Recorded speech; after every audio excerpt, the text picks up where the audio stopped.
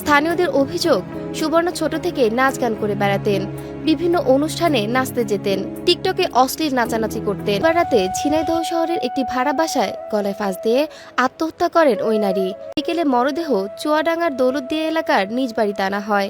তবে মরদেহ পৌঁছানোর পরপরই স্থানীয়দের একটি অংশ কবরস্থানে দাফনে আপত্তি তোলে। সে টিকটক করে প্লাস তার ফুল অফ ফ্যামিলি আপনার মাদক ব্যবসা করে। আচ্ছা, আমি একটা জিনিস বুঝলাম না, সে টিকটক করতো বা যাই করতো, সে তখন মারা গেছে, লাশের সাথে তো কোনো শত্রুতা নাই, তার লাশ তো কবর দিতে দিবেন। লাশ, এটা কিন্তু আমাদের ইসলাম সাপোর্ট করে না। সে গুনাহ করছে, তার ফ্যামিলি মাদক ব্যবসা করছে, সে টিকটক করছে, যাই করছে, এটা তাই সে গুনাহকামি করছে, এটা আল্লাহর কাছে সে জবাব দিবে। লাশের সাথে কোনো শত্রুতা নাই, এটা কিন্তু আমাদের ইসলাম সাপোর্ট করে না।